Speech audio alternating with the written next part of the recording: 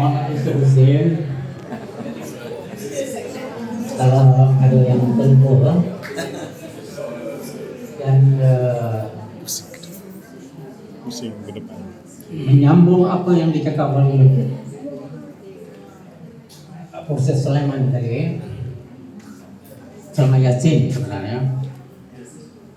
Saya mula bertugas di BPM pada tahun 69.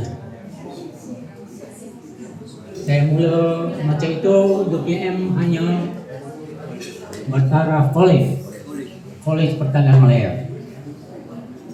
Dan saya mula melaporkan diri pada 15 Mei tahun 69, iaitu 2 hari sebelum berlakunya kekacauan di Kuala Lumpur, 13 Mei.